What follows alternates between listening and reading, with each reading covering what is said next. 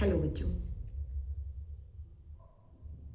जैसे कि मैंने आपको बताया हुआ है, आपका जो क्वेश्चन पेपर है वो 70 नंबर का है, जिसमें 50 नंबर तो आपका थ्योरी में है जो कि आपको रिटन वर्क करना है, और 20 नंबर जो है आपके OMR शीट के हैं।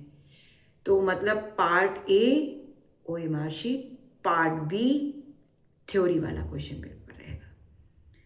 तो ये सभी बच्चों को ध्यान रखना है कि जो OMR वाले शीट वाले क्वेश्चंस हैं उनको आपको इस आंसर शीट पे यानी थ्योरी में लिखना नहीं है कहीं भी, क्योंकि आपको उसके नंबर आपकी OMR शीट पे ही मिलेंगे। इस चीज़ को आपको ध्यान रखना होगा। किसी भी तरीके से आपको ये भूलना नहीं है कि आप OMR शीट के क्वेश्चन के आंसर OMR शीट पे भी कर रहे हो और उसके आंसर आप आंसर शीट पे भी कर दे रहे हो, यानी आप अपने टाइम का मिसयूज कर रहे हो। जो टाइम आप अपना दूसरे क्वेश्चन आंसर को करने में लगाते वो आप उन्हीं को डबल कर रहे हो, जो कि आपके लिए नुकसानदेह है। उससे आपको कोई फायदा नहीं होगा। जो OMR शीट के क्वेश्चन आंसर्स हैं वो OMR शीट पे ही आपको करने होंगे, और जो आंसर शीट यानी पार्ट बी पोर्शन है वो आपको आंसर शीट पे लिखना है। ये आपको अपने माइंड में सेट कर लेना है, क्योंकि अगर आप OMR शीट के क्वेश्चन OMR शीट पे भी कर रहे हो और देन आप रिटन वर्क में भी कर दे रहे हो, तो मार्किंग तो आपको OMR शीट पे ही मिलेगी। ठीक है, और जब आप उसको आंसर शीट में कर दे रहे हो तो उससे आपका नुकसान है, और नुकसान ये कि वहां वो काट देंगे, एक लाइन से वो सारे आंसर कट हो जाएंगे, क्योंकि नंबर तो आपको OMR शीट पे मिल जाएगा, यहाँ तो आपको कुछ मिलेगा नहीं उसका।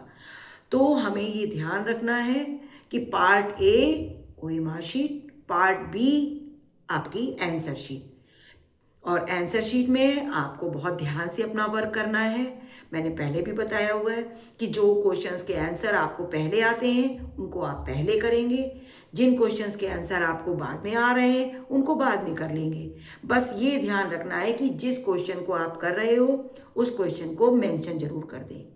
और आज मैं आपको आपके सिलेबस के अकॉर्डिंग जो चीज़ें थोड़ी इम्पॉर्टेंट लग रही हैं मुझे कि बोर्ड में आ सकती हैं, तो ऐसे चैप्टर्स को हमको थोड़ा और ज़्यादा ध्यान से पढ़ना होगा। यानी कि जैसे प्रोज के स्टार्टिंग के चैप्टर फर्स्ट सेकंड है, लास्ट के 2 चैप्टर हैं, ऐसे ही पोइट्री में भी आप देख लीजिएगा, first and second poem, then last वाली 2 पोएम हो गई आपकी, और ऐसे ही सप्लीमेंट्री भी first second chapter and last के 2 चैप्टर। तो इनको आप थोड़ा ज़्यादा अच्छे से रीड कर लेंगे। स्टार्टिंग की 2 पोएम आप इसलिए लर्न कर लो, कभी कभी होता है ना कि अरे ये तो पोएम मैंने लर्न नहीं की और ये लिखने के लिए आ गई, मैं तो सिर्फ एक ही पोएम याद करके आई। तो इन सब चीज़ों से बचाव करने के लिए हमारे पास ऑप्शंस में कुछ चीज़ें रहनी चाहिए। तो हम अगर 2 पोएम, 2 सेंट्रल आइडिया और लॉन्ग क्वेश्चंस डिस्क्राइब वाले पैटर्न के तैयार कर लेते हैं, या जैसे करेक्टर्स हैं किसी के, तो कुछ जो करेक्टर की हेडिंग्स हैं वो नॉर्मल कॉमन रहती हैं, अगर हम उनको प्रिपेयर कर लेते हैं तो, और अगर उन चैप्टर्स को हमने पढ़ा हुआ होता है तो हम उसको बेहतर तरीके से कर पाते हैं। ठीक है, वैसे तो सारे ही कोर्स को आपको जो भी आपका सिलेबस है सब रिवीजन करना है, सभी कुछ लर्न करना है। हमको अपने आप को पूरा प्रिपेयर करके ही उतरना है कि कोई भी चीज़ हमसे मिस ना होने पाए, एक भी नंबर हमसे छूटने ना पाए। तो सबसे बेहतर हम अपनी राइटिंग अच्छी करेंगे। फर्स्ट, राइटिंग अच्छी करने के साथ फॉर्मेट अच्छा रखेंगे। फॉर्मेट मीन्स अगर लेटर लिख रहे हैं तो लेटर का फॉर्मेट आना चाहिए, आउटलुक उसका कि जिस पैटर्न से लेटर लिखे जाते हैं। एप्लीकेशन लिख रहे हैं तो एप्लीकेशन का फॉर्मेट आना चाहिए। ठीक है, कि 1 बाय 1 स्टेप से आप कैसे उसको कर रहे हो। ठीक, लॉन्ग क्वेश्चन कर रहे हैं, इंट्रो जरूर आना चाहिए। इंट्रो के बाद अगर किसी का करेक्टर आ रहा है तो करेक्टर की क्वालिटीज एंड डिसक्वालिटीज, देन कंक्लूजन। ठीक है, पोएम आप लिख रहे हो तो पोएम का नाम जरूर मेंशन करें। ठीक है, उसके बाद जब आप पोएम हो जा रही है तो आप जैसे सेंट्रल आइडिया भी लिख रहे हो, तो जो भी सेंट्रल आइडिया आप लिखना जा रहे हो या लिख रहे हैं, तो उस सेंट्रल आइडिया जिस पोएम का लिख रहे हो उस पोएम का नाम जरूर मेंशन करें। ठीक, तो ये सब चीज़ें अगर आप ध्यान में रखते हो तो बेटा आपके मार्क्स पे बहुत अच्छा आप अचीवमेंट लाओगे।